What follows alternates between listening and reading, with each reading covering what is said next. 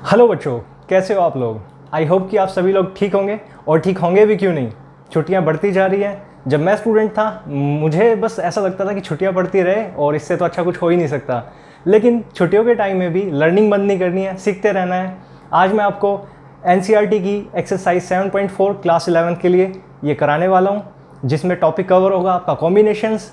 बिना time waste किए शुरू करते हैं, लेकिन शुरू करने से पहले अगर अभी तक आपने मेरा चैनल सब्सक्राइब नहीं किया तो मेरे चैनल को सब्सक्राइब करें और बेल आइकन भी प्रेस करें ताकि आप इन फ्यूचर आने वाली वीडियोस को मिस ना करें। देखिए, क्वेश्चन नंबर 1 और 2 की स्टेटमेंट मैंने आपके लिए यहाँ पे लिख दी है। इसमें क्या करना है आपको, यहाँ से गिवन है NC8 equals to NC2, find NC2। तो इसमें हमें ये इक्वेशन गिवन है, ये कंडीशन गिवन है, if this thing is given we have to find NC2। तो इसका मतलब हमें क्या करना है, पहले तो इस इक्वेशन से n की वैल्यू फाइंड करनी है और वो n की वैल्यू यहाँ सब्स्टिट्यूट करके हम NC2 की वैल्यू फाइंड करेंगे। तो करना क्या है, यहाँ से एक थ्योरम थी जो कि मैंने आपको लास्ट वीडियो में बताई थी। हाँ, मैं ये बताना भूल गया कि लास्ट वीडियो में मैंने कॉम्बिनेशंस डिस्कस किया था, उसका कॉन्सेप्ट डिस्कस किया था। आज मैं सिर्फ एक्सरसाइज कराऊंगा, क्वेश्चंस।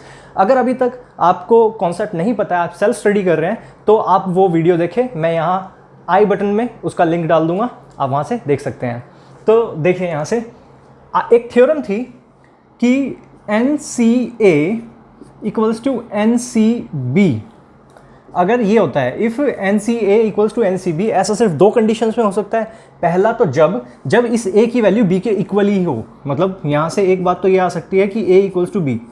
और अगर ये नहीं होगा तो क्या होगा, तो इन दोनों का सम n के इक्वल होना चाहिए, यानी कि A plus B equals to n।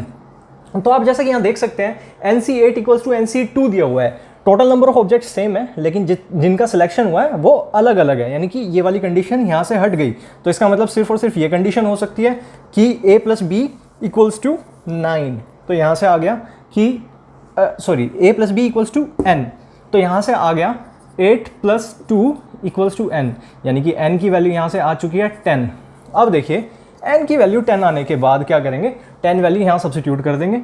तो NC2 फाइंड करने का मतलब है अब हमें 10C2 फाइंड करना है।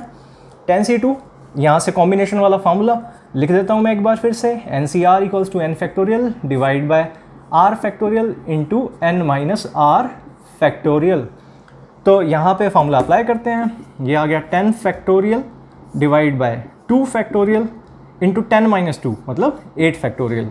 10 फैक्टोरियल को छोटे फैक्टोरियल की टर्म्स में ब्रेक करेंगे, 10 इंटू 9 इंटू 8 फैक्टोरियल। और यहाँ से 2 फैक्टोरियल का मतलब 2 ही होता है, और 8 फैक्टोरियल से 8 फैक्टोरियल कैंसिल। यहाँ से 2 1 2 5 9 5 45, यानी कि इसका आंसर होगा। देखिए, बड़ा सिंपल सा क्वेश्चन है, डायरेक्ट वो थ्योरम पे बेस्ड क्वेश्चन है। तो यहाँ से ये क्वेश्चन जो है आपका कॉम्पिटिटिव एग्जाम्स में आ सकता है, NDA वगैरह में, और IIT वाले में तो खैर नहीं आएगा इतना सिंपल क्वेश्चन, लेकिन हाँ NDA वाले एग्जाम्स में ऐसे डायरेक्ट क्वेश्चंस डलते हैं। तो आप इस क्वेश्चन को यहाँ से सोल्व कर लेना। आगे देखिए, जो क्वेश्चन नंबर 2 है, इसमें 2 पार्ट्स दिए हुए हैं, दोनों पार्ट बिल्कुल सेम है, बस यहाँ पे 12 की जगह 11 दे दिया। ठीक है, तो मैं सिर्फ इसमें एक फर्स्ट पार्ट सोल्व करा देता हूँ, सेकेंड पार्ट आप खुद कर लेना। तो फर्स्ट पार्ट में देखिए, यहाँ से सीधा सीधा ये जो रेशो वाली फॉर्म है, इसको न्यूमरेटर डिनोमिनेटर फॉर्म में लिख लेते हैं। 2NC3 divide by NC3 equals to 12/1। अब क्या करेंगे, सीधा सीधा यहाँ से कॉम्बिनेशन का फॉर्मूला अप्लाई करते हैं, NCR वाला। तो 2n फैक्टोरियल, एक बात यहाँ ध्यान रखिएगा कि ये जो 2n फैक्टोरियल लिखा है, यहाँ पे आपको ब्रैकेट्स लगाने हैं, क्योंकि आप अगर ये लिखते हो 2n फैक्टोरियल, इसका मैं क्या मतलब समझूँ, इसका मतलब मैं ये समझूँ कि 2 इंटू n फैक्टोरियल है या 2n का होल फैक्टोरियल है। तो आपको बताना पड़ेगा, वो बताने के लिए यहाँ पे ब्रैकेट्स लगाने पड़ेंगे। ठीक है, तो यहाँ पर 2n factorial divided by 2n minus 3 factorial, और यहाँ से आ गया ये 3 factorial and the whole thing पूरा। यहाँ पे डिनोमिनेटर में ये जो NC3 है, इसको भी लिख सकते हैं n factorial divide bye 3 factorial into n minus 3 factorial, वैसे इक्वल्स टू 12/1।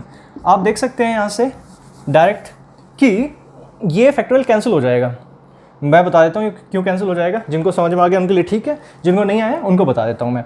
देखो, अगर कभी ऐसे लिखा हो A/B, एक फ्रैक्शन है, और इस फ्रैक्शन के यहाँ डिनोमिनेटर में भी कुछ और लिखा हो C/3, फिर से यहाँ पे b है, मतलब ये सेम वैल्यू है यहाँ वाली। तो ये दोनों वैल्यूज़ आपस में डायरेक्ट ऐसे कैंसिल हो सकती हैं। देखो ऐसा क्यों? क्योंकि जब ये a बाई बी, और आपको पता है ये c बाई बी को आप ऐसे लिखोगे इंटू b बाय c, तो देखो ये अभी भी कैंसिल हो रहे हैं ना। तो इसका मतलब दो फ्रैक्शंस अगर न्यूमरेटर डिनोमिनेटर की फॉर्म में लिखे हो तो दोनों के डिनोमिनेटर सेम होने पर या उसमें कोई वैल्यू इक्वल होने पर वो आपस में कैंसिल हो सकते हैं। तो सीधा यहाँ से 3 फैक्टोरियल मैंने कैंसिल करा दिया। आगे देखिए, अब मैं इसको लिख सकता हूँ 2n whole factorial divide by 2n minus 3 factorial into n minus 3 factorial divide by n factorial equals to ये नंबर ऐसे क्या ऐसे लिखा रहेगा 12/1। अब यहाँ से समझने वाली बात क्या है, आगे देखिए, आगे क्या देख सकते हैं हम यहाँ पे क्या समझ सकते हैं। 2n एक नंबर है, 2n माइनस 3 भी एक नंबर है, मतलब ये दोनों आपस में काफ़ी क्लोज नंबर है, दोनों के बीच में 3 का गैप है। तो हम क्या करेंगे, बड़े वाले नंबर को छोटे वाले नंबर के फैक्टोरियल की टर्म्स में ब्रेक करेंगे। तो ब्रेक करने का तरीका क्या है, 2n लिखा इंटू 2n में एक घटा दिया 2n माइनस 1, फिर एक और घटा दिया 2n माइनस 2, फिर एक और घटा दिया 2n माइनस 3। जहाँ पे रुकना है वहाँ फैक्टोरियल साइन लगा दिया, साथ में यहाँ पे n माइनस 3 फैक्टोरियल तो है ही। अब देखिए यहाँ पे क्या होगा, यहाँ पर ये तो ऐसे ही लिखा रहेगा 2n माइनस 3 फैक्टोरियल, ये जो n फैक्टोरियल है और ये n माइनस 3 था, तो इन दोनों में छोटा फैक्टोरियल ये था, बड़ा ये है, तो बड़े वाले को छोटे वाले के टर्म्स में फिर ब्रेक करेंगे। यानी कि अब हम लिखेंगे इसको n इंटू, या फिर ये इंटू मल्टीप्लिकेशन का साइन हटा भी सकते हैं हम, n into n minus 1 into n minus 2 into n minus 3 equals to 12/1। अब थोड़ा सा ध्यान से देखिए, ये वाला नंबर n कैंसिल, ये जो फैक्टोरियल है 2n माइनस 3 फैक्टोरियल ये, और यहाँ से ये फैक्टोरियल कैंसिल हो जाएगा। अच्छा, और यहाँ पर, अच्छा यहाँ पे मैंने फैक्टोरियल नहीं लगाया, फैक्टोरियल का साइन लगाना है यहाँ पे, और ये वाला फैक्टोरियल भी यहाँ पे हो जाएगा कैंसिल। अब थोड़ा सा ध्यान से देखते हैं यहाँ पे बचा क्या है, यहाँ पर बचा 2, यहाँ 2n माइनस 1 2n माइनस 2, और यहाँ से n माइनस 1 n माइनस 2। तो इसको लिखता हूँ मैं, देखिए ये 2 था, 2n माइनस 1 भी है, इस फैक्टर में, इस ब्रैकेट में 2 टर्म है और दोनों टर्म में 2 है, तो उसमें से भी हम वो एक 2 कॉमन ले सकते हैं। तो यहाँ से भी एक 2 कॉमन ले लिया हमने, 2 कॉमन लेने के बाद बचा क्या, n माइनस 1, और डिनोमिनेटर में देखिए क्या लिखा हुआ है, डिनोमिनेटर में लिखा हुआ है 2 फैक्टर है n minus 1 n minus 2 equals to 12/1। तो न्यूमरेटर में भी 2 लीनियर फैक्टर है, डिनोमिनेटर में भी 2 लीनियर फैक्टर है, इसका मतलब न्यूमरेटर डिनोमिनेटर दोनों जगह क्वाड्रेटिक पॉलिनोमियल बन जाएगा अगर आप मल्टीप्लाई करोगे। तो लेकिन मल्टीप्लाई हमें करना ही नहीं है, इसको कैंसिल कर देंगे एक लीनियर फैक्टर को। तो अब देखिए यहाँ से क्या बचा, मैं यहाँ बता देता हूँ आगे क्या आने वाला है। तो ये 2 इंटू 2 हो गया 4 इंटू 2n माइनस 1, डिनोमिनेटर में लिखा हुआ है n माइनस 2, और इक्वल्स टू है 12/1। अब हम क्या कर सकते हैं, या तो इस 4 को उधर शिफ्ट कर लेते हैं, चलो यही कर लेते हैं, 2n minus 1 divide by n minus 2 equals to 12/4। Cancel हो गया यहाँ से 1, ये 3। अब क्या होगा, इसको हम क्रॉस मल्टीप्लाई कर लेते हैं, 2n minus 1 equals to 3 into n minus 2। बड़ा सिंपल सी लीनियर इक्वेशन बन गई है, वो भी सिंगल वेरिएबल में, 7th क्लास वाले बच्चे भी जानते हैं। इसको आगे सोल्व करते हैं फिर यहाँ से, ये 2n minus 1 equals to 3n minus 6, n वाली टर्म को उधर ले जाता हूँ, या इधर भी ला सकते हो, कोई दिक्कत नहीं है, 2n minus 3n equals to minus 6 plus 1, 2n minus 3n minus n equals to minus 5। इसका मतलब n की वैल्यू आ गई यहाँ से 5। तो यहाँ से n की वैल्यू आ चुकी है आपके पास 5। ये वाला क्वेश्चन यहाँ से कंप्लीट हो गया। दूसरे वाला क्वेश्चन बिल्कुल सेम इसी के जैसा है, वैल्यू थोड़ा अलग आएगी क्योंकि वैल्यू यहाँ पे चेंज कर दी है स्टेटमेंट में जो गिवन है। तो आप यहाँ से ये सेकंड क्वेश्चन कर सकते हैं। मैं आपके लिए नेक्स्ट क्वेश्चन की स्टेटमेंट लिख देता हूँ। हाँ जी, अब क्वेश्चन नंबर 3 और 4 देखते हैं यहाँ से। क्वेश्चन नंबर 3 में स्टेटमेंट गिवन है, how many chords can be drawn through 21 points on a circle. इसका मतलब ये हुआ कि एक वृत्त पर अगर हमारे पास 21 बिंदु दिए हो तो उनसे कितनी जीवाएं बनाई जा सकती हैं। तो देखिए कोड का मतलब क्या होता है, अगर हमारे पास सर्कल पे कोई भी 2 पॉइंट है, ठीक है, और मैं इनको ज्वाइन कर देता हूँ तो इसको बोलते हैं हम कोड। ये तो हम 9th क्लास से जानते हैं। लेकिन एक बात बताओ, अगर मैं बोलूँ कोड AB और कोड बी ए। तो बताइए कोड ए बी और कोड बी ए, क्या ये दोनों एक ही होंगी? बिल्कुल एक होंगी। इसका मतलब ये हुआ कि यहाँ पे ऑर्डर मैटर नहीं करता, इसका मतलब ये कॉम्बिनेशन है। अब आप कहोगे ये भी क्या बात है, मतलब ये तो सभी को पता है एक्सरसाइज 7.4 जो है वो कॉम्बिनेशन है। लेकिन देखो हमारा टारगेट एक्सरसाइज 7.4 करना नहीं है, हमारा टारगेट है एग्जाम में आने वाले क्वेश्चन को करना। तो इसके लिए हमें अप्रोच भी लेकर चलनी पड़ेगी कि एग्जाम में हम उस क्वेश्चन को कैसे देखने वाले हैं। तो देखिए एग्जाम में हम इस क्वेश्चन को, पहले तो हमारे माइंड में यही चल रहा होगा कि वहाँ से परमुटेशन लगाना है, कॉम्बिनेशन। हालांकि आपको कुछ टाइम जब क्वेश्चंस करोगे तो याद हो जाएगा, हाँ कोड वाला क्वेश्चन आएगा तो ठीक है, यहाँ से कॉम्बिनेशन ही लगाना है। लेकिन आप ये देखो यहाँ पे अप्रोच ये है कि ए बी कोड बोलूँ या बी ए कोड बोलूँ, वो दोनों एक ही है, यानी कि ऑर्डर मैटर नहीं करता। तो इसका मतलब यहाँ पर लगेगा सिलेक्शन, सिलेक्शन मतलब कॉम्बिनेशन। तो अब देखो कोड बनाने के लिए पॉइंट्स कितने चाहिए? तो पॉइंट्स चाहिए हमें कोड बनाने के लिए 2। तो इसका मतलब अगर मान लो जैसे ये तो मैंने सिर्फ 2 ही पॉइंट लिखे थे ए बी, मैं यहाँ पे इस तरीके से बहुत सारे पॉइंट्स बना देता हूँ, 21 ही पॉइंट बना देता हूँ जितने इन्होंने दिए हैं।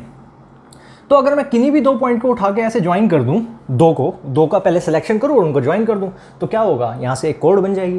तो इसका मतलब हमारे पास 21 ऑब्जेक्ट्स गिवन है और उन 21 ऑब्जेक्ट्स में से आपको 2 ऑब्जेक्ट का सिलेक्शन करना है। तो यहाँ से सीधा सीधा फॉर्मूला लगेगा कॉम्बिनेशन का 21C2, 21 ऑब्जेक्ट में से 2 का सिलेक्शन हो जाएगा।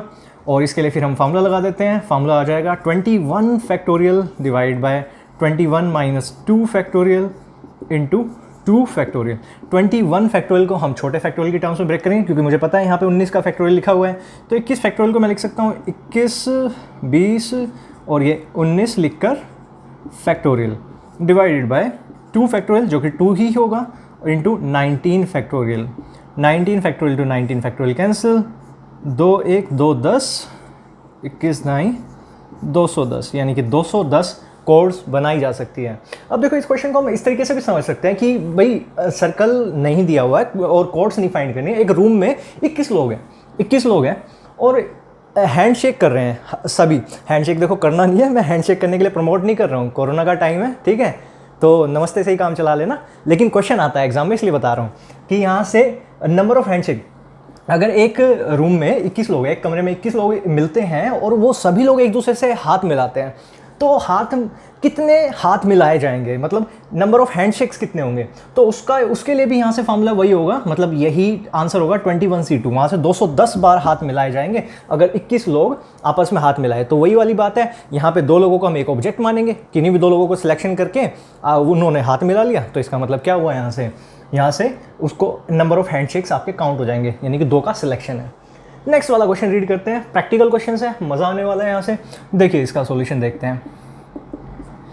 इन how many ways can a team of 3 boys and 3 girls be selected, यानी कि टीम जो है उसमें 3 लड़के होने चाहिए, 3 लड़कियां होनी चाहिए, be selected from 5 boys and 4 girls, यानी कि ये हो गए भाई अवेलेबल कैंडिडेट्स, इनमें से सिलेक्शन करना है। तो अब देखो जो 5 बॉयज़ थे और यहाँ से 4 गर्ल्स थी, तो 5 बॉयज़ में से सिलेक्शन कितनों का हो गया, सिलेक्शन करना है 3 का। अब 5 उपलब्ध यहाँ से ऑब्जेक्ट हैं और उसमें से हमें कितनों का चुनाव करना है, 3 का करना है। तो यहाँ से ये होगा 5C3, सीधा सीधा कॉम्बिनेशन लग जाएगा। ऐसे ही गर्ल्स के केस में क्या करना है, गर्ल्स के केस में हमें यहाँ से सिलेक्शन करना है कितने का, यहाँ भी 3 का सिलेक्शन करना था, यहाँ भी 3 का सिलेक्शन करना है। तो इनका सिलेक्शन कैसे आ पाएगा, सीधी सी बात है 4C3। अब क्योंकि यहाँ पे एंड है, एंड का मतलब तो मल्टीप्लिकेशन है, मतलब एक टीम बन रही है ना पूरा मिला के, चॉइस नहीं है ऐसा कि आइदर गर्ल्स और बॉयज़, तो यहाँ से मल्टीप्लिकेशन का साइन आएगा। अब आगे इसको सोल्व करते हैं, 5C3 5 factorial by 3 factorial into 2 factorial, और इसको भी सोल्व करेंगे, ये आ जाएगा 4 factorial divide bye 3 factorial into 1 factorial. Direct लिख दिया मैंने, 5 फैक्टोरियल लिख सकते हैं, 5 into 4 into 3 factorial divide bye यहाँ से 3 फैक्टोरियल इंटू 2 फैक्टोरियल लिखा है, 2 फैक्टोरियल मतलब 2 इंटू 4 फैक्टोरियल को लिख सकता हूँ मैं 4 इंटू 3 फैक्टोरियल, और यहाँ से ये लिखा हुआ है 3 फैक्टोरियल इंटू 1 फैक्टोरियल, 1 फैक्टोरियल मतलब 1 ही होगा, 3 फैक्टोरियल एज इट इज़ लिखा रहने देते, कैंसिल किया। और अब यहाँ से देखिए क्या बचा है, सिर्फ एक ये 2 बचा है, इसको भी कैंसिल कर देते हैं, 2 1 2 2, 5 दूनी 10, 10 चौक 40। तो इसका मतलब 40 अलग अलग तरह की टीम्स का यहाँ से चुनाव हो सकता है, 40 अलग अलग तरह की टीम्स को सिलेक्ट किया जा सकता है। अब इसके बाद हम करेंगे क्वेश्चन नंबर 5 और 6, स्टेटमेंट में आपके लिए लिख देता हूँ। देखिए यहाँ से 5वें क्वेश्चन में दिया हुआ है, 5वें क्वेश्चन की स्टेटमेंट में रीड कर रहा हूँ। Find the number of ways of selecting 9 balls from 6 red balls and 5 white balls and 5 blue balls if each selection consists of 3 balls of each color। वैसे तो देखिए जो अभी हमने क्वेश्चन नंबर 4 किया बिल्कुल उसके जैसा ही क्वेश्चन है। मैं सोच रहा था एक बार तो छुड़वा दूँ क्वेश्चन, लेकिन जैसा मैंने प्रॉमिस किया कि मैं सिलेबस कंप्लीट कराऊंगा तो ये वाला क्वेश्चन भी मैं करा देता हूँ। मैं आप लोगों का ख्याल रख रहा हूँ, आप लोग मेरा ख्याल रखें, वीडियो को आगे शेयर करें। तो देखिए यहाँ से क्या दिया हुआ है कि 9 बॉल्स का सिलेक्शन करना है भैया आपने। यहाँ पर गिवन बॉल कौन कौन सी है, 6 रेड बॉल है, 5 वाइट वाली दी हुई हैं और 5 ब्लू बॉल्स हैं। ब्लू 6 रेड 5 वाइट 5 ब्लू, और टोटल सिलेक्शन कितनी बॉल्स का करना है, 9 बॉल्स का करना है। और यहाँ पर बता दिया कि भाई हर एक रंग की ना 3-3 बॉल्स होनी चाहिए। तो यहाँ से 6 रेड में से कितनी बॉल्स का सिलेक्शन होगा, 3। यहाँ से भी 3 का सिलेक्शन हो जाएगा, यहाँ से भी 3 का सिलेक्शन होगा। तो 6 उपलब्ध ऑब्जेक्ट्स में से 3 का चुनाव करना है, तो इसका मतलब होगा 6C3 into 5C3 into 5C3, और यहाँ से देखो 3 3 3 3 3 3 9 बॉल सेलेक्ट हो चुकी है। इसको आप सोल्व कर लेना है, यहाँ से सीधा सीधा आपका आंसर आ गया। डायरेक्ट फार्मूला लगाना है। हाँ, अगर आप जानना चाहो मल्टीप्लिकेशन, तो देखो इन 9 बॉल को मिलाकर एक सिलेक्शन हुआ है, क्योंकि इन्होंने बोला है कि 9 बॉल्स का सिलेक्शन करना है। यहाँ पर भी चॉइस नहीं है तो एडिशन नहीं आएगा, मल्टीप्लिकेशन होगा यहाँ से। नेक्स्ट देखते हैं ये वाला सॉल्यूशन। क्वेश्चन नंबर 6 स्टेटमेंट में रीड कर रहा हूँ। Determine the number of 5 card combinations out of a deck of 52 cards if there is exactly 1 ace in each combination. देखिए मैं ये मानकर चल रहा हूँ कि आपको कार्ड सिस्टम पता है कि कार्ड्स में कितने कार्ड्स में कितने एसीज होते हैं, कितने सूट्स होते हैं, ठीक है। तो अगर जिन बच्चों को नहीं पता है तो मैं उसके लिए क्या करूँगा, जब मैं प्रोबेबिलिटी चैप्टर कराऊंगा 10th क्लास वाला, मैं उस वीडियो का लिंक भी यहाँ पर डिस्क्रिप्शन में डाल दूंगा बाद में। तो मैं वो वीडियो बना दूंगा जिसमें मैं पूरा कार्ड कॉम्बिनेशन यहाँ से एक्सप्लेन कर दूंगा। वैसे कार्ड कॉम्बिनेशन ज़्यादातर बच्चों को पता ही होता है, तो मैं ये मानकर चल रहा हूँ कि कार्ड सिस्टम जो है, कार्ड जो 52 कार्ड्स हैं आप उनको जानते हो। तो देखिए यहाँ से टोटल 52 कार्ड हैं और 5 का सिलेक्शन करना है आपको यहाँ से, और जो 5 का सिलेक्शन करना है उसमें एक एस होना चाहिए। तो देखिए टोटल जो 52 कार्ड होते हैं 52 कार्ड्स, इसमें पहले तो आपको ये पता होना चाहिए कि नंबर ऑफ एसेस कितने होते हैं। नंबर ऑफ एसेस होते हैं 4, तो 4 एस होंगे, हर एक सूट में एक होगा। और नॉन एसेस कितने बच गए, मतलब एस को अलग हटा दिया तो बाकी कितने कार्ड बच गए, बाकी बच गए 48 कार्ड। इन दोनों को मिलाकर वापस 52 बन रहे हैं। अब देखिए यहाँ से जो सिलेक्शन करना है, हमें 5 कार्ड का सिलेक्शन करना है, लेकिन 5 कार्ड का जो सिलेक्शन करना है उसमें से एक एस होना चाहिए, मतलब इन 4 में से एक आना चाहिए। तो सबसे पहले तो देखो 4 एस में से एक का सिलेक्शन, 4 ऑब्जेक्ट्स में से एक का सिलेक्शन 4C1, और यहाँ से 48 में से बाकी बचे हुए, बाकी टोटल कार्ड्स का सिलेक्शन करना है 5 का, एक का सिलेक्शन हो चुका है, तो इसका मतलब बाकी बचे हुए 4 यहाँ से आ जाएंगे। तो ये आ गया 48C4। अब देखो टोटल 5 का कॉम्बिनेशन इन सबको मिलाकर बना है, तो इसका मतलब यहाँ पर होगा मल्टीप्लिकेशन। तो आप इसको भी यहाँ से सोल्व कर लेना। ये तो आपका 4C1 सीधा सीधा 4 ही आ जाएगा, और ये 48C4 ये आप कैलकुलेट कर लेना। अगर इसको भी मैं कैलकुलेट कराने लगा तो वीडियो बहुत लंबी बन जाएगी, फिर आपका देखने का भी मन नहीं करेगा। तो मैं यहाँ से नेक्स्ट क्वेश्चन की स्टेटमेंट्स लिख देता हूँ। अब क्वेश्चन नंबर 7 और 8 देखते हैं। क्वेश्चन नंबर 7 की स्टेटमेंट है यहाँ पे, इन how many ways can one select a cricket team of 11 from 17 players in which only 5 players can ball if each cricket team of 11 must include exactly 4 bowlers. यानी कि यहाँ पर कोई एक सेलेक्टर है, इन how many ways can one select, एक selector है, उस सेलेक्टर को क्या करना है, 11 प्लेयर्स सेलेक्ट करने हैं टोटल 17 प्लेयर्स में से। और इस बात का ध्यान रखना है कि 5 जो बॉलर्स हैं उसमें से 4 बॉलर्स तो आने ही चाहिए। तो अभी देखिए हमारे पास टोटल अवेलेबल प्लेयर्स कितने हैं, 17 प्लेयर्स हैं। किसके प्लेयर्स हैं, क्रिकेट के प्लेयर्स हैं। वैसे भी इंडिया में क्या चलता है, क्रिकेट, शादियाँ और फिल्में, तो क्रिकेट सभी का फेवरेट स्पोर्ट है, ठीक है, और स्पोर्ट्स को भी आगे आना चाहिए। देखते हैं यहाँ से 17, यहाँ पे वैसे क्रिकेट की जगह हॉकी टीम भी लिख सकते थे, है ना, अच्छा रहता। तो यहाँ से टोटल 17 प्लेयर्स हैं, 11 फ्रॉम 17। तो ये जो 17 प्लेयर्स हैं इसमें आप एक बात देखो कि ये 5 बॉलर्स से बने हुए हैं, मतलब इन टोटल 17 प्लेयर्स में से 5 बॉलर्स हैं और बाकी 12 जो बचे वो नॉन बॉलर्स हैं या विकेट कीपर मान लो। तो 5 बॉलर्स और 12 यहाँ से नॉन बॉलर्स। और सिलेक्शन जो हमें करना है वो 11 लोगों को करना है, 11 की एक टीम सेलेक्ट करनी है, और उस बात का ध्यान रखते हुए कि वहाँ से 4 बॉलर होने चाहिए। तो इन 5 उपलब्ध बॉलर्स में से, इन 5 अवेलेबल बॉलर्स में से आपको क्या करना है, 4 का सिलेक्शन कर लेना है। तो वो क्या होगा, सीधा सीधा 5C4। अब देखो यहाँ से हमें टोटल सिलेक्शन करना था 11 का, 11 में से 4 यहाँ सेलेक्ट हो चुके हैं, तो बाकी बचे कितने, 7। और वो 7 कहाँ से आएंगे, वो 7 आ जाएंगे यहाँ से। तो इसका मतलब हो जाएगा ये 12C7। ये आपका यहाँ से सीधा सीधा आंसर होगा। यहाँ पे मल्टीप्लिकेशन साइन इसलिए आ रहा है क्योंकि यहाँ पे इन सबको, इन 7 और 4 11 को मिलाकर एक कॉम्बिनेशन कंप्लीट हो रहा है यहाँ से। तो यहाँ से आप इसको आगे कैलकुलेट करा लेना। नेक्स्ट क्वेश्चन देखते हैं यहाँ से। नेक्स्ट क्वेश्चन नंबर 8, इसका सॉल्यूशन देखते हैं। यहाँ पे दिया हुआ है अ bag contains 5 black and 6 red balls, determine the number of ways in which 2 black and 3 red balls can be selected. मतलब रिपीटेड क्वेश्चन है। आज ही की इस क्लास में मैं आपको 2 इस तरह के लगभग क्वेश्चन करा चुका हूँ। तो देखते हैं यहाँ से क्या है, 5 ब्लैक बॉल्स अवेलेबल हैं, 6 रेड बॉल्स अवेलेबल हैं। तो इसमें से आपको क्या करना है, 2 ब्लैक बॉल सेलेक्ट करनी है। तो 5 उपलब्ध हैं, उसमें से 2 का कर लिया चुनाव, 5C2।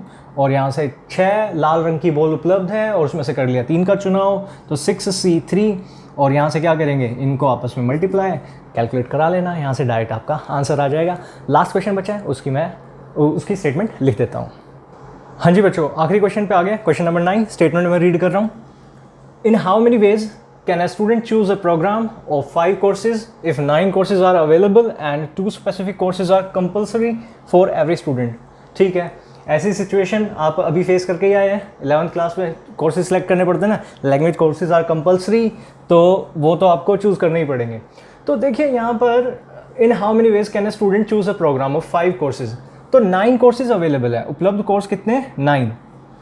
अब जो टोटल 9 कोर्स है उसमें से यहाँ से कुछ है कंपल्सरी, कुछ है नॉन कंपल्सरी, मतलब ऑप्शनल। तो यहाँ से 2 स्पेसिफिक कोर्सेज आर कंपल्सरी, तो ये तो हो गए भाई कंपल्सरी वाले।